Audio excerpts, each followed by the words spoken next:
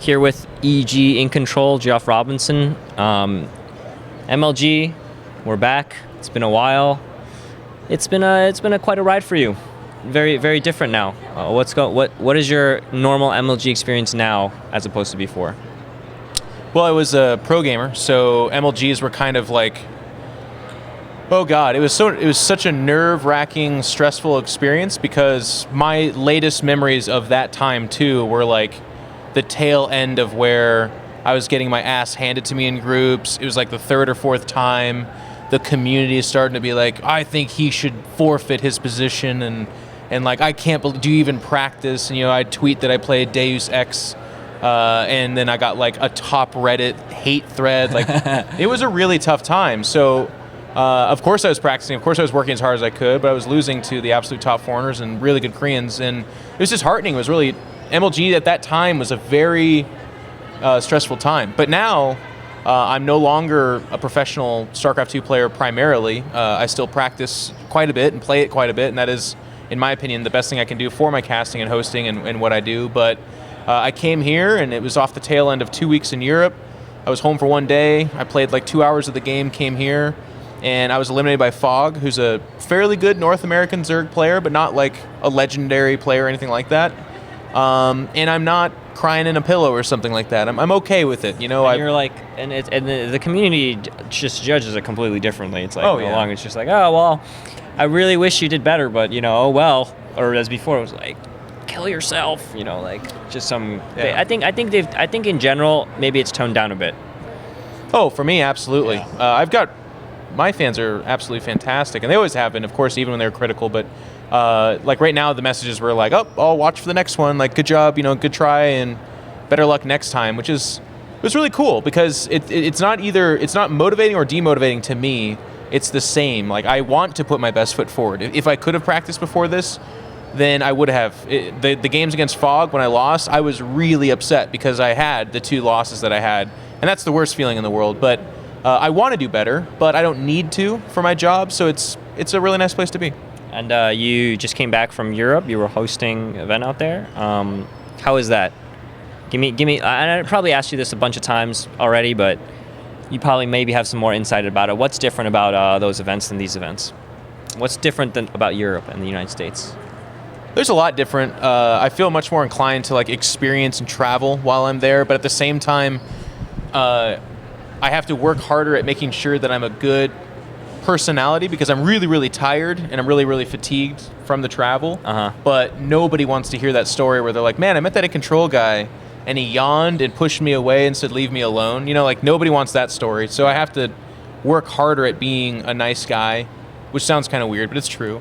Whereas here, for the most part, like I said, it was pretty relaxed competition-wise. I knew I hadn't practiced that much going into it, so I wasn't super stressed. Now I'm cheering on our teams. We got a COD team. We've got Killer Instinct players and Jaewong. We've got PPD here, or Dr. PP rather. PPMD. I don't know if we're going to let him change it. We'll see. Dr. PP is what I was told to call him. Yeah. But PPMD is the more, PC name, yeah. PC for PPD. Anyways, and then of course the StarCraft guys. So now I fall back into my role of like support and cheering him on and giving him help where I can and being captain. That's what Michael Jordan said once. He said that he plays hard every night because it might be someone watching him for the first time. So you are like, you don't want to be the lazy guy that wasn't funny to that one dude. Just like, iNcontroL sucks. That's what's funny. I no matter what I do, I will be. There's a couple guys, because the funny thing about my experience is I'm the funny guy, or I have fun. Do you feel like there's a lot of pressure on you to be funny when people meet you? That's not what I was getting at. What I was getting at is like a lot of guys come up and they're like, they have this joke planned in their head for when they meet iNcontroL. Yeah. And then they meet me and they're What's like, the best one? Zing! What's the best one? Yeah, the best one that they're all they've terrible. hit you. I don't even know what to tell you. Some of them will be like, get a haircut, and I'll like look at them, and they're like, because everyone tells you to get a haircut, and I'm like, come on, man. What's the worst one? The worst one you've got? The worst one? I hate you, iNcontroL. No, so here's the thing, like, that's okay, actually. Each one, I don't like become repulsed and mad. It's fine. I throw some shit their way, or I tell them like, I was like, what, is that a joke? And then I make them feel awkward. That's like my little jab back. But the worst is when they have that experience, you don't care because it's not funny, Then they go home and they're like, I'm at iNcontroL and he didn't find my joke funny and I hate him now. I hate him. And then I read that and I'm like, oh, come on. Like, Yeah. you met me. Like, I'm a living, feeling person, and it's kind of, I'm not going to find your joke funny. He bleeds when you cut him. I'm not that guy. If I laughed at every terrible joke, then I don't think I'd have the fans that I do. People would think I'm sucky. So you told a pretty funny story on Reddit. Yeah. And I remember reading that thread, and then I remember seeing that guy wrote a response, and it was like, really, I tried to read it, and it was just like, I read the first couple lines, I was like, okay, like, let's not overanalyze this. You were a dick, you got called out, let's just leave it at that. But what are your thoughts about that whole thing? Well, that's what's weird is a lot of people are like, oh, you probably have a lot of guys like that. And to be brutally honest, no. I get a lot of shit, sure, but it's from random people living in the moment. But this guy, for some reason, and I actually find it interesting. Like, He'd be number one on like the ladder. Yeah, 3 years ago. The like hater ladder. Yeah, 3 years ago he started giving me shit, and at the time I would respond to it. I'd be like, oh, no, back at you, buddy, all that stupid shit. And it just kept going, and eventually you're like, oh, wait a second. He has way more interest than I do, so I stopped. And then he kept going, and then eventually, like, one time I messaged him, I'm like, what did I do? And he's like, I don't like your attitude. You're arrogant. And I'm like, all right, I'm sorry, that you feel that way, but can you leave me alone? Like, it's done. I am arrogant, I guess. And he's like, no. No, absolutely not. Not until you apologize for being you. And I'm like, well, I'm not going to do that. Anyways, long story short, kept going. And it's kind of funny because actually, one of his defenses was like, I haven't done anything in months. And he's actually kind of right. Like, I did exaggerate at the end. He had only messaged me that I'm fat and the game is dead 1 month before that, randomly. Okay. But for the most part, he actually had dialed it down, which was his whole defense. He's like, whoa. I only did it once. It was for 2.5 years, not 3. And it's like, okay, man. But 2.5 years. But the irony of what happened, if you guys didn't read this, like, he's been harassing me nonstop. If we're being scientific, twice a week for 2.5 years, sorry. But anyways, one time some people were giving Avilo hate. They were really mad at me. He's an Avilo fanboy. Draw the connections if you want.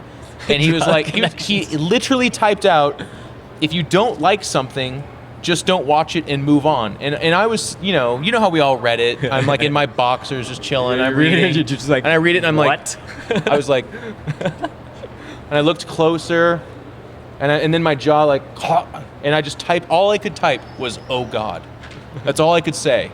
And then later I was thinking about it and it was racking my brain and I'm like, I need to save this. This was the most ironic moment in the history of my life. This is it. So I wrote up the story and there was no hidden agenda. In retrospect, obviously, when I target someone like that, I now know that, and I should have known even then, they're going to get some shit. So he got shit. And the irony of that is he's like, I'm getting death threats. People are calling me names. And I'm like, whoa, like, I don't feel bad for you at all. You did that to me for years. I hope he gets. Would you wish him a version of him onto himself? No, the punishment's done. He's banned. He moved on. He made like 10 more accounts and is harassing me now. But it's like, I'm okay now. But it reminds me of there's this obscure scene in Simpsons that I always reference where the criminal guy, I can't remember his name. Sideshow Bob. No, absolutely not. The actual criminal guy. Anyways, you don't pull names out of your ass. You started with Sideshow Bob. You're way off. Sideshow Bob was a criminal in The Simpsons. Like, kind of. He was trying to kill Yeah, he went Bart. crazy. Yeah. Yeah, and he was in There's prison. literally a criminal guy with the tattoo, rolled up cigarettes in his shoulder. He's just a criminal. So when you say Sideshow Bob, you're off the mark. Anyways, there's a scene where he shanks someone. Scratchy. Just stop. Okay. Shanks someone. Okay. And then later in the show, he gets like, or he accidentally stabs his leg or something like that, and he starts crying, and he's like, that's what it feels like? That's what I've been doing to Because he got people?" shanked. Yeah. He's like, oh, that's what it feels like to get shanked. I get it. That was all right. Well, I'm happy you told that story in person because I could see the reaction of you while hovering over his post, just being like, Oh, it was the double take, like, profound. oh my God. Yeah. Okay. What is your, before DreamHack, what were you up to? Home Story Cup. And before that? What did I do before that? I was... chilling at home? No, I mean, for like a week or two. The month before that, I wasn't home for a single weekend. It's actually becoming kind of a blur. How do you ever see Anna? How do you guys ever see each other? I see her, she goes to work every day, like a 9 to 5 at EG. But usually that night I make time to hang out with her. And when we're traveling like this, like we're going to be home together for the next week or two, we'll spend more quality time then. Got to make time with the wife, happy happy home. Yeah. You guys, what do you guys do? We're kind of boring, and it's Watch TV my and fault. stuff? We have shows that we watch together. Like what? What do you guys watch? We like Community, Modern Family. Community. Community seems like isn't that canceled now? It's in its like final season, so I think they canceled with grace. Did you know that they're the directors that did the paintball episode for Community also directed and wrote, or one of those two, Liquid Rising? Winter Soldier. Oh, really? Something good. That's weird. So please. That's interesting. Yeah, I never would have cared, but yeah. So we watch shows together. We'll go out and have dinner, watch movies, and if we can, we socialize. But for the most part, Do you guys have coupley friends, like other couples?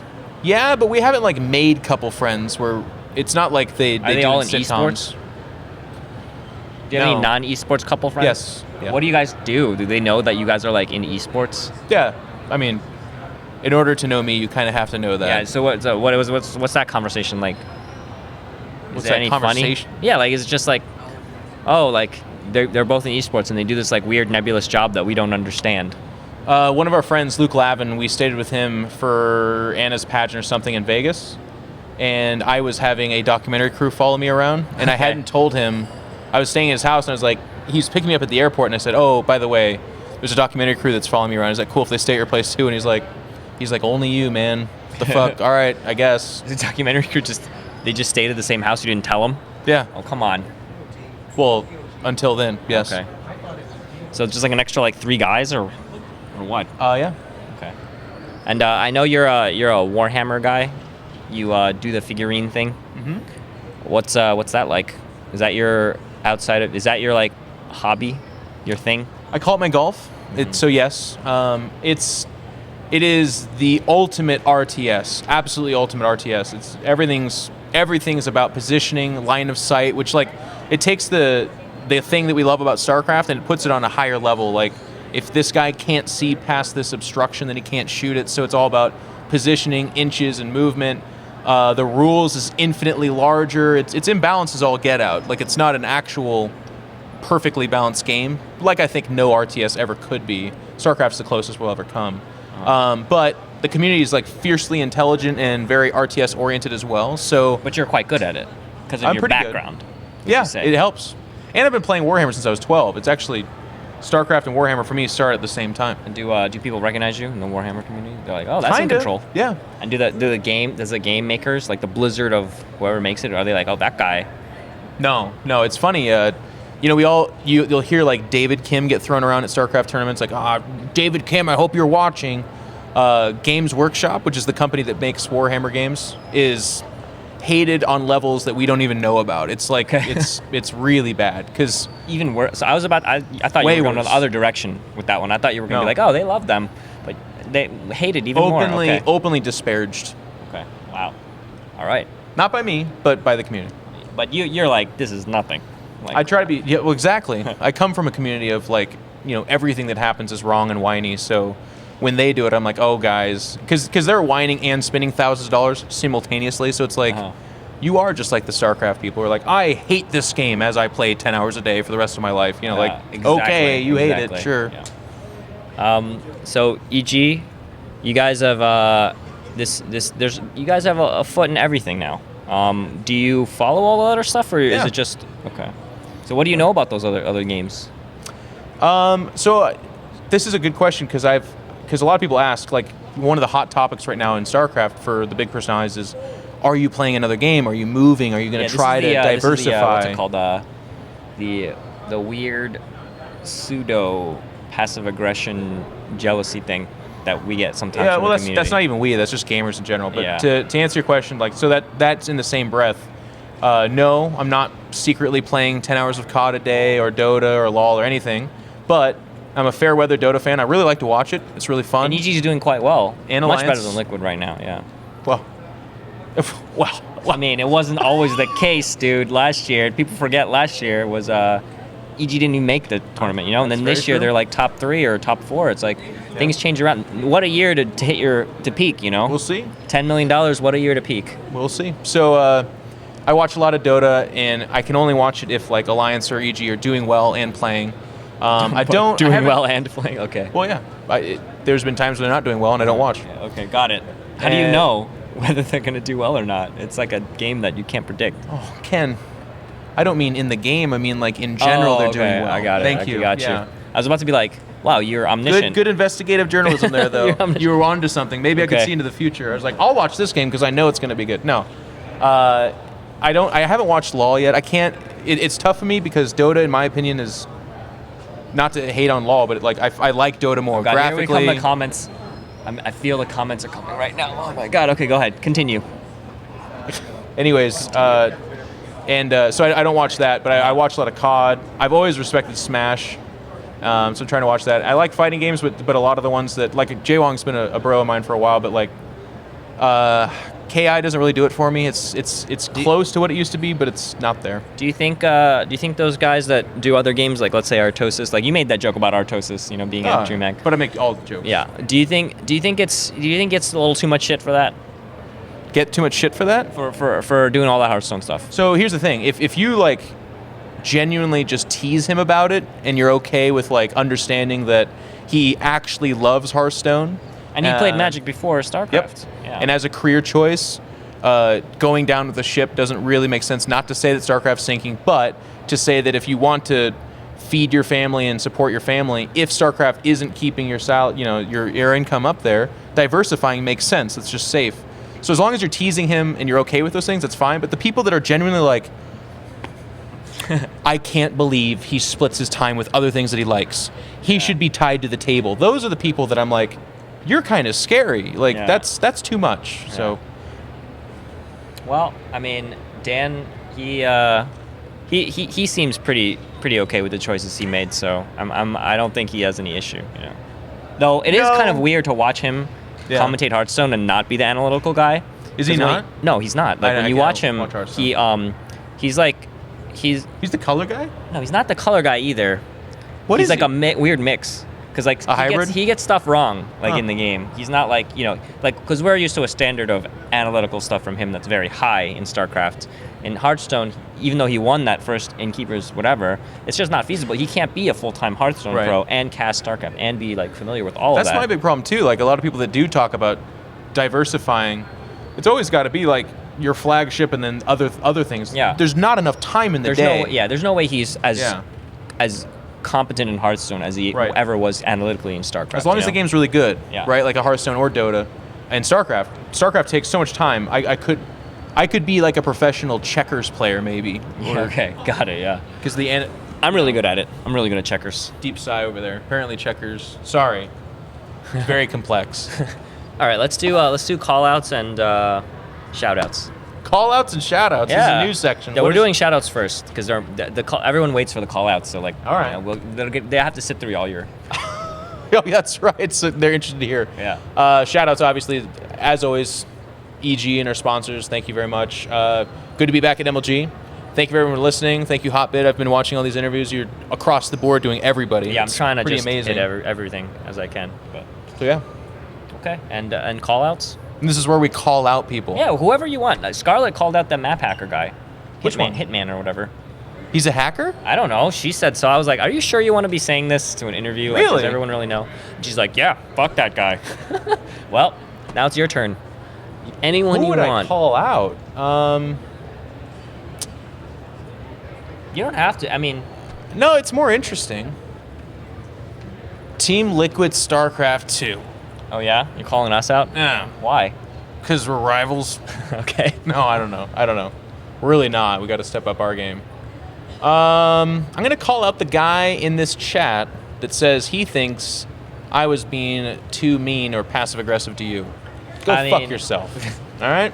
There's always one that there's Talking to you. there's always one that says the guest was boring, and there's always one that says I'm making them feel uncomfortable. I got one too. Anyone that says cut your hair or anything about my hair other than it's great, I don't like you either. No, that's too severe. I think you should not comment on weird stuff like that.